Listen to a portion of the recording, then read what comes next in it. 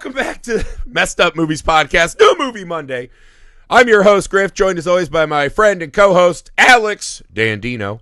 Welcome back. As you guys may know, we're very excited. Alex and I are taking over the New Movie Mondays. We're sending Sam and Heath packing. This is our turf now because Heath and Sam and I are out filming segments for Mr. Cream Jeans Hidey Hole, our first feature film. Hopefully by the time you hear this, we are just crushing. We are slaying the dragons of art. We are giving true blessings to the gods of cinema. And Martin Scorsese hails. Neither here nor there.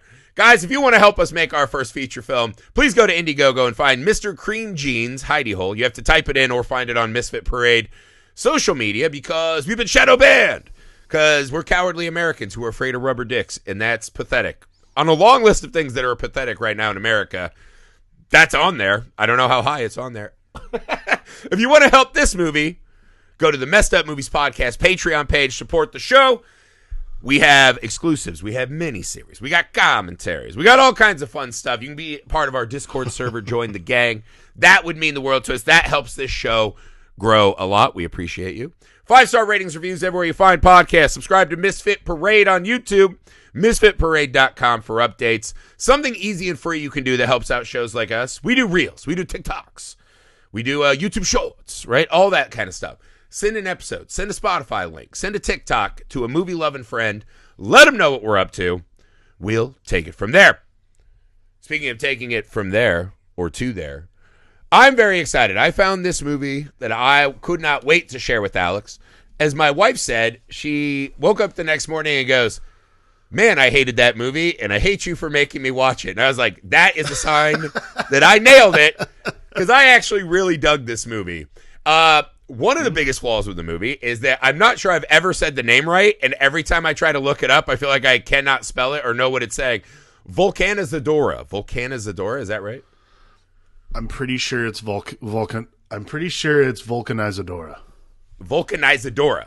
Which, as I Googled it, I think is some kind of Spanish for tire or tire repair shop, which it's the some guy sort of burned tire down repair. in the movie. Yeah, horrifically stupid title that has nothing to do with the movie as I see it. Neither here nor there. The movie itself pretty good. All right, two friends take a trip through a Michigan forest, intent on carrying out a disturbing pact with the T. Written and directed by Joel Potrykus.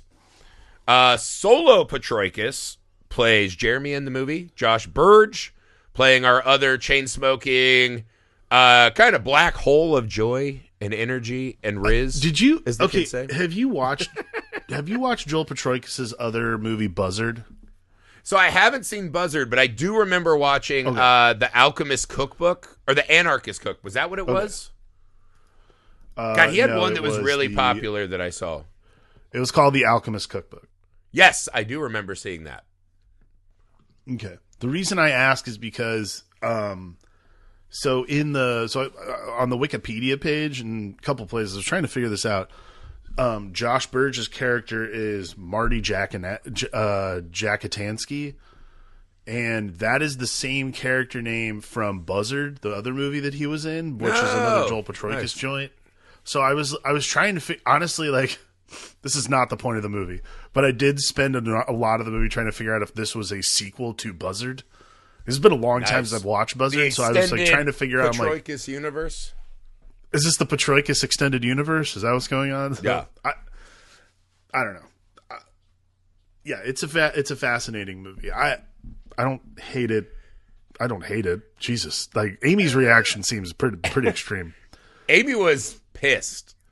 My wife was legitimately mad at me for making her watch this movie, which again I usually think means we're on a good track.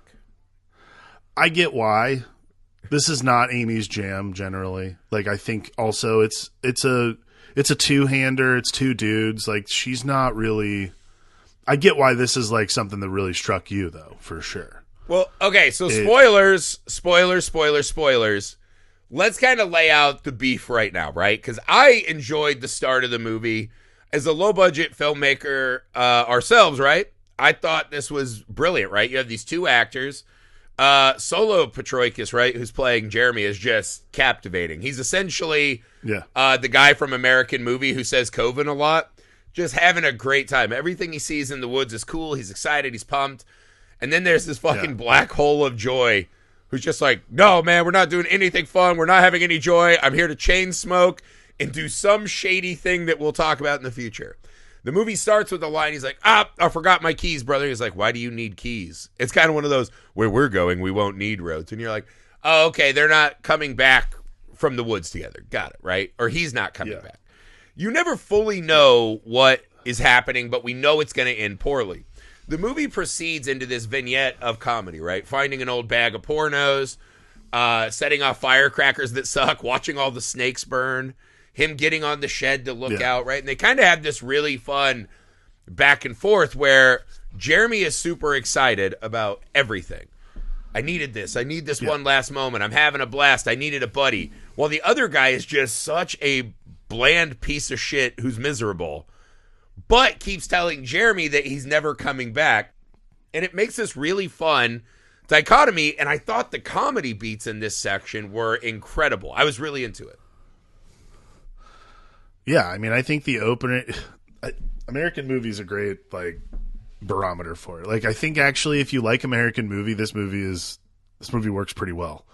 But I do think like particularly the first like 20 minutes, like that wide shot of them, like, again, like, you don't see him for half of it. It's a lot of wide shots of them traversing the woods. So there's this wide shot in the woods, and it's like 10 minutes just about like chips, and you're just like, all right, I guess you don't like chips, my kids. I can't believe my kid likes chips more than me. He's just one of those guys who's excited to talk about anything. He's just talking, just won't stop talking. Like, we all know these people, and you're just like, dude, I love you, but please shut up. Like, Jesus Christ, you're defeating the number one most valuable thing about a hike in the woods: quiet, reflection, and serenity. You're ruining it by talking about please inane bullshit. Yeah.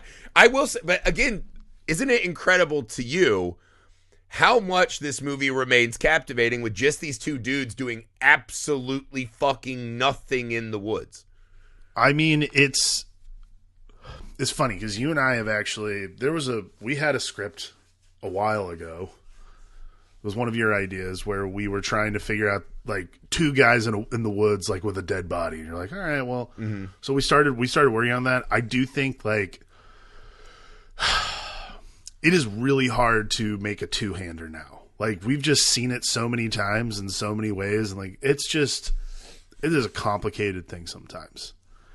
And to make you have to have a character that people can immediately latch onto, like Jeremy in this movie.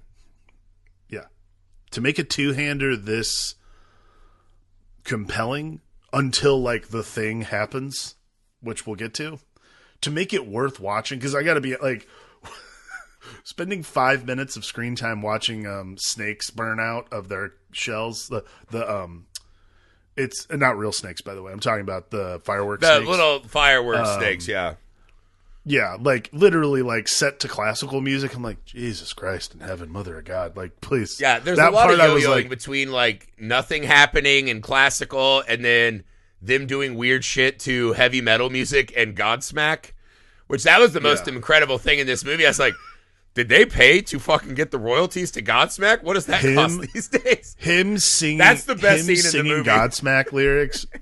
Fucking, it was like late at my house. Rolling. I was dying laughing. That was the soundtrack of high school wrestling and weightlifting for me. We were in the Godsmack era. But when he has his little Discman, he's like all fucking drunk. So he's like, my Jaeger Grail. But then he just keeps drinking out of the bottle. And Jeremy does this thing where he repeats everything like 2 to 4 times. Hold on. You're going to want to see this. And he's trying to get the disc to go. He's got those old like desktop computer speakers he can't get working. Then he just plays it on the headphones. He's like, you hear that? Can you hear that? And he starts singing now. When the snake bite enters my vein. I was rolling because his show he was going to put on for the chain-smoking ex-convict we just learned, who fucking burned down a building and is out on arson charges, is he cut the glow stick and fucking dribbled it on his tits like Ricky Martin. And he's like, ah! Like the snake bites were entering his face. And I fucking lost my shit laugh. I still think it's one of the funniest things I've seen in a movie in years. I guess you had to be there. it's not that. It's just the whole.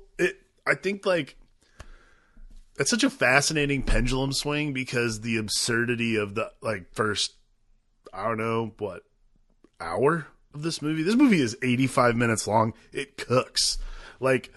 Well, the weird part is when the bad thing happens, you pause and you're like, how the fuck is there 40 more minutes? Yeah, I agree. Like, it was like one of those things where I'd say like, there's like 40 minutes where you're like, all right, I'm not sure where this is going other than just weird. Like, I've already watched this guy dribble wax and like do that thing that like little kids do when they have like a lot of stuff like that.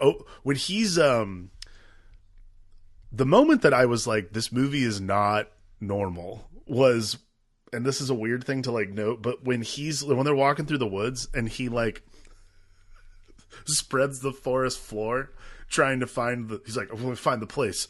And then he unscrews the top of his knife. The compass knife, it's got dude. a compass. I was like, this is like such a little kid thing that like, oh, I would be so stoked if I had a compass in my knife. Oh, like, he's got that. He's He's got the pants. He unzips into shorts.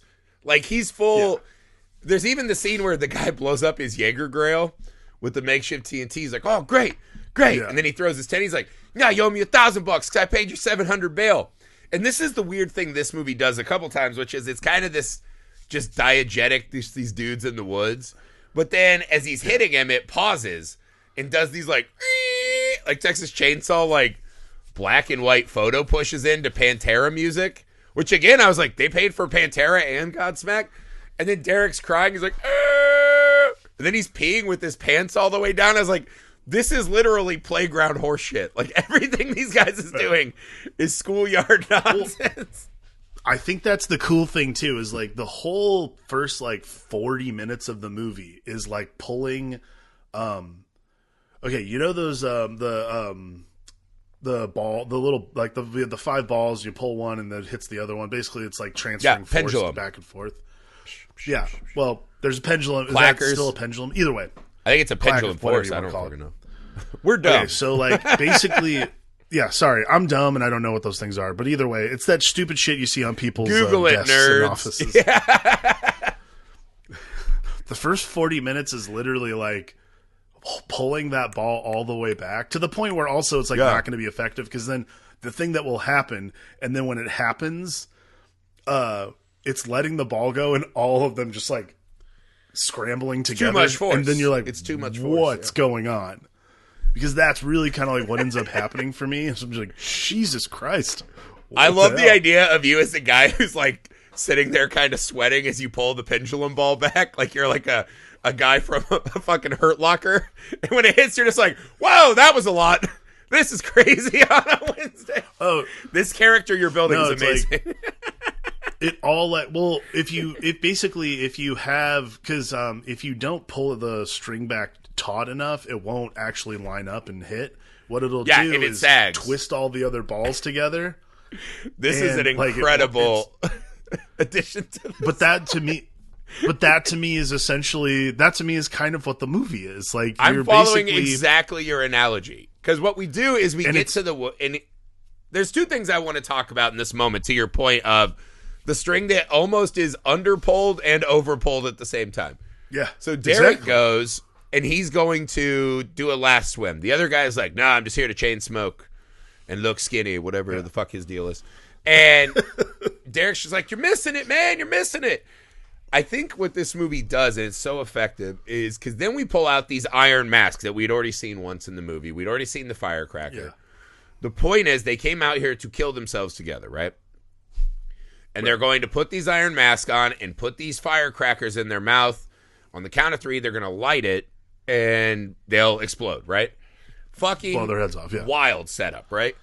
Derek does this whole thing. He's like, I don't think I can do it, man. I've got a kid. And like, yeah, life screwed me and everything took from me. And she's got a new husband who's got a Fast and Furious car. And she takes him to practice. I don't even know what practice is, man. Like, he's missing out on life, but there's a real soul. It almost to me reminded me, I was like a Sling Blade type thing where it's like just this poor simpleton who's just like, I don't understand this world. I'm willing to make big life and death decisions, but like, He's not really emotionally equipped. To your point, he's a fucking child. And then you see, like, this guy would be the most fun guy to hang out with as a dad, right? But he can't be a dad because he's such a fucking child. And it's hard. And watching him cry, and then the other guy's like, no, you feel good today, but you'll feel fucking sad tomorrow. We're doing it. And when they put those things on, and this guy we've seen having so much fun is really, truly scared and crying, and he's like, do it. He's trying to get him into it. And he's just freaking out and crying until he's finally like, I think I'm ready. This is the bizarre choice the movie makes. They each have their own little candle lighters, which is crazy. If you've ever tried to light cigarettes in the wild, this probably is not working. This is not how you do it. The fact they didn't spring for good Zippos or next butane to water, torches. It's going to be very windy. Yeah, this is insane, right? Like, this is a crazy thing to imagine would work. But Derek's lights, or Jeremy's lights, the other guy doesn't, right? Jeremy starts freaking out. Pop! Explodes, falls. The other dude is freaking out. The next thing we do, we see him freaking out. He buries the body and fucking leaves. He goes back home. Here's the two questions I have in this moment, right? Which is, one, was he ever going to actually do it himself? Right? Because they made it look like his lighter just didn't go. Why didn't he just pick up the other lighter and finish the job? The lighter that just worked. Why did he not join? Was he confronted with the horror of what this was? Was he unprepared? And because Derek's a simpler person, he just did it? Like, he kind of forced him to do it? This moment to me was fucking wild that he didn't follow him too.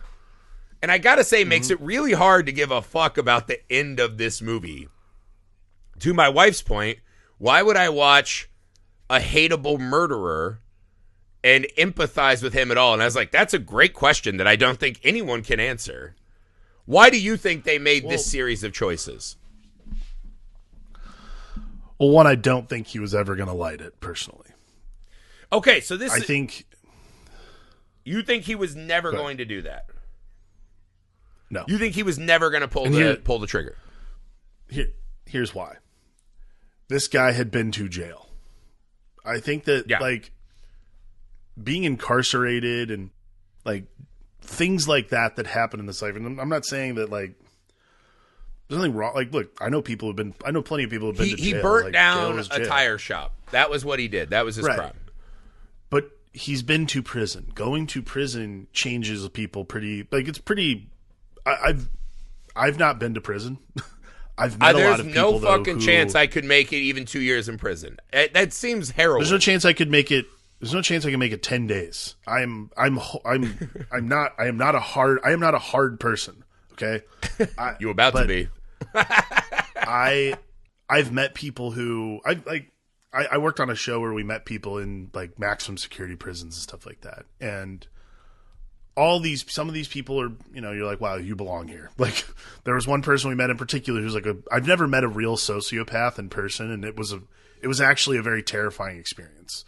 Because it was a lot. Word we throw around a lot, and you're like, no. When you actually see one, you're like, I met someone who, like, the blackness in their eyes, they're just it's hollow. Like, their only thing is to live. Then you meet people who don't. Then you meet people who have been in the system, who have been hardened by the system, and who have learned the system. There was someone we met in particularly who just didn't belong there, but they knew that they had done a wrong thing. But they, like, it was this really fascinating thing. But, like, people who have been in prison are different. And it's the idea that our prison just makes better prisoners more than reforms people. It's a design to change you. It's not reformation. Yeah. It's designed to change you into a complacent person. And I think that's like, so watching this guy. So walk me through why does that mean he's not gonna pull the lighter? So this guy pays his bail, gets him out of jail. They go on this walk. The reason he's not going to pull the trigger on the lighter is because he's been inside prison. Being inside prison means you want to live. Once you are inside there for long enough, you're like, this sucks. Being outside is way better. Like, to me, there's nothing. See, I didn't read that at all. That's interesting. It's not even a read. Like, for me, it's just psychology. Like, to me, it's one of those things where, like, I would never you don't voluntarily, and look, I've I can't speak to the mind of anybody at this other than myself, but like I feel like if I was in prison, got out, the first thing I would not do is basically go on a suicide pact like hiking trip. That's just not something for me. Like, but also like if I was stuck with that guy, the not doing it to himself. Why the fuck did he do it to this other guy then? Like, he came up with this whole scheme. He built the mask. He's been sitting in it. So to me, it read more of like he is, like, I listen to the songs. I get it. There's a coolness to this. It'll be a dramatic ending. It's a statement against the world, right? For those of us who have lost people to this, it's fucking horrifying. There's no rhyme or reason. Yes. But my only assumption is that the people we've lost in that moment are so overwhelmed in pain and misery and hurt that they don't care about all that other stuff. And for a moment, they're not even thinking about us, probably. They're only thinking, I can't take this burden anymore. To that point, I see this character you're talking about, and you're like, he doesn't feel like he's living that. He feels a little posery in that regard. And to me, it felt like he thought this was cool. He thought this was going to be this poetic thing. And when he actually fucking sees it, he's like, well, I think that's what it is. Fucking awful. And he fucking pusses out. Well, you're seeing in real time. Which, again, that's not a bad thing. No one should do this. Everyone should puss out and not do it. But I think the fact that he sacrifices this guy, the only guy he knows who, even though he also seems to have a rough lot in life, still is able to find optimism and joy. I think it's a very specific choice on the filmmakers to sacrifice a lamb. Well, what's interesting is what you're seeing is a guy who's made... You're watching someone in real time realize they've made a bad decision. Like a but horrible, here's the other thing, too. You could also... I think this is the thing that fucking boggled my mind. And this is what I thought was actually going to happen. Is that Derek would wind up throwing himself in the water to put the spark out. Okay, me too. I was like, oh, that's why forget. We forgot one addendum to this. He had been to jail, but the biggest thing was that he was about to go back to jail. That's the timeline of this, because he had a court case coming up where he was pretty sure he was going back to jail for a long time for burning this thing down. He'd been to jail for something else, or maybe just always does arson. So that was why he's just an arsonist. That's why they were going to blow each other up, is because he couldn't face going back to jail. So this isn't he was free and just cool. No. I think going next to the water is an interesting choice, which again, you're just like, there's a thought that both of them would have just said, maybe not, and jumped in the water.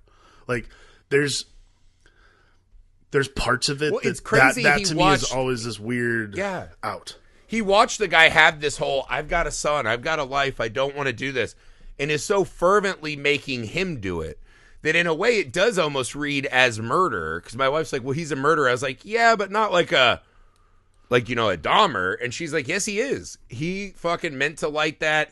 He did it. He didn't do it himself. And I was like, well, okay. Because then what the movie does is he goes back to life, and because his dad shits in a toilet next to him while he sits in a bathtub like he's the saddest Dalton Trumbo, we're supposed to care.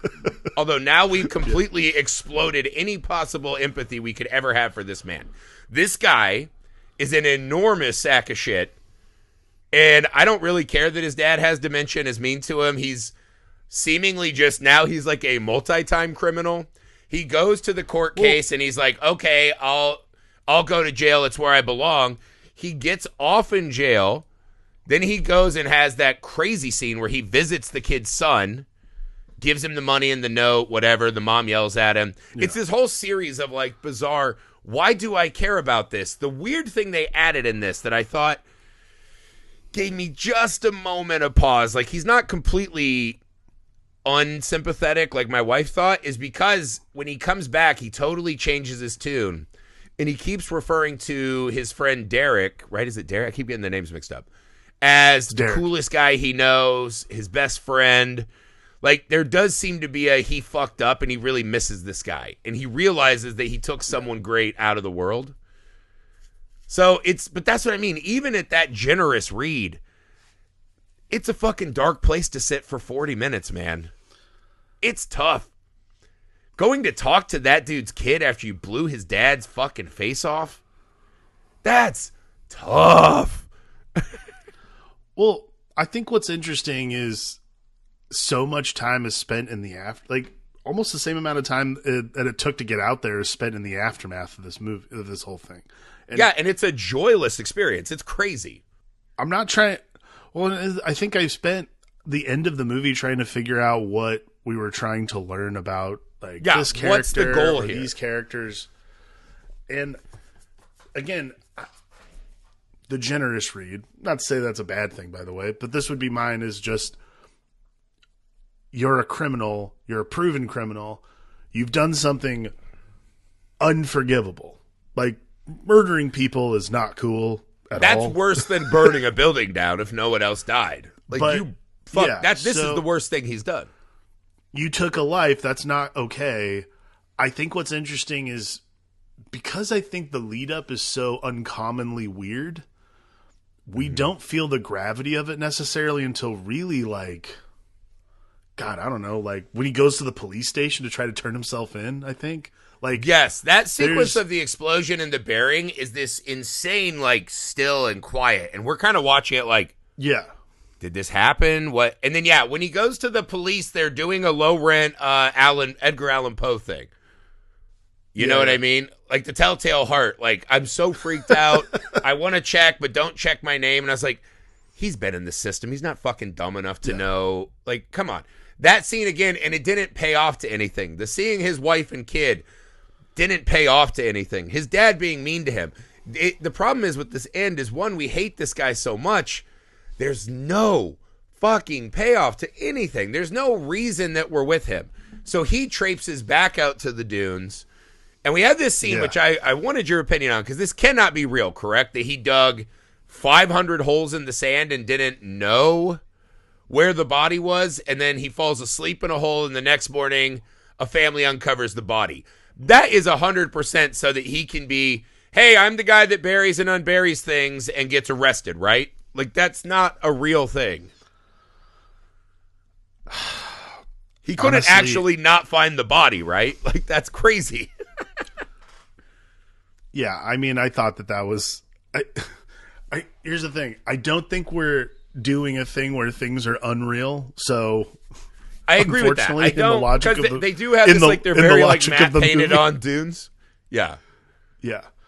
I think he's trying to make it an insane, bizarre scene that he will clearly be tied to, and he'll get arrested and it'll be discovered. I think this is the weird, super round the way version of, I need to be punished for this. I want this guy's body to be found so his kid will have closure. Weirdly, I think it's him throwing himself on the sword that he set up and sharpened. It's a strange examination of guilt, because it just doesn't make a lot of sense, I think. Yeah. Not that it's a bad thing, that's or the problem, it's not in line with the half rest of the movie, but it just the examination of guilt feels unearned. That's how I'd put it. Okay, so here's the thing. Yeah. This guy going out because he's facing jail time again. He's never got his shit together. He has this sad life. Bringing his friend with him because he doesn't want... Misery loves company, essentially. And the friend is a generically optimistic, happy, simple person, right? An ignorance is bliss kind of person. That story is interesting. That has real dynamic tension and give and take. It does feel like the end of this, we are just sitting there mourning. God, why did you kill the one character in the movie I wanted to spend time with? And so way too long of a time, we're just watching this. And again, Joshua Burge, not that it's a bad performance, totally unlikable, zero charisma. I just was if my wife makes me turn this off, I won't feel that bad. It's not fun. And again, maybe it shouldn't be. It's just why are you putting me in this skin? Why is this the... I do struggle with why did the filmmakers want to leave me with this last 40 minutes? That is something that I found hard to kind of digest. Because the first half of the movie, I think, is great. Killed it. Awesome. The rest of it, I'm a little baffled, if I'm being 100% honest. I'm a little baffled. I just don't... I think the problem with the ending is just it feels weirdly unearned guilt. It just doesn't make a lot of sense. Well, I think it's earned for him. He blew that dude's fucking face off. hang on. It might be earned in that regard, but I think in terms of thematic and like storytellers didn't earn. Okay. He spent the first 50 minutes of the movie being a like black hole of nothing, and then finally lights a guy on fire essentially. Yeah. And then spends the rest of the other 40 minutes. He's a face arsonist by the end. Yeah, so like he spends the last 40 minutes of the movie being like, boy, that was mean. And I'm like, dude, come on. Like, I'm sorry. Like, you can't go to the cops, try to turn yourself in, and then, also you tell your dad with dementia, stand outside he was my real best friend. Also, it's like, you want to make your dad watch a guy's face get blown off? This guy is spreading misery like he's a COVID-19 or whatever. Like he's a COVID virus of He's misery. like a fucking patient zero. Yeah, he is infectious and contagious to anyone in his vicinity. And you know what? I don't want him on the streets. I don't feel bad for him. I don't think he should talk to children. It's all bad. No. I mean, okay, after he leaves the police station, the next shot of him holding his shovel, just staring at the kid from across the street, I'm like, is anybody going to call the cops? Like, come on. Well, it's also one of those movies you're like, this could go south so fast. Like, he might bury everyone. This guy is a horrible murderer and not cool. Not cool at all. For a split second, I thought, I was like, we're going to do another one. He's going to kill that kid. For a split second, I'm like, he's going to kill that kid. And luckily we didn't do that. But, Yeah, and I think at the end, because he just kind of smiles as they find the corpse, and he finally walks out into the water to have that one last swim that he didn't take with his friend. So, again, I think it wrapped up enough that I thought the journey was good, but it is one of those, the first half was crushing, and when it has that turn, it is arduous to get to the end. You are really walking on a very thin line over a fucking pit of fire and razors and fucking dildos set to full blast. And I feel like I got across and a lot of people won't. Like I thought at the end there was enough there, and the first half was so strong that it landed the plane for me, I thought. But I think this is going to be a really challenging one for a lot of people. I think it was it's challenging a hard for movie us. to watch for.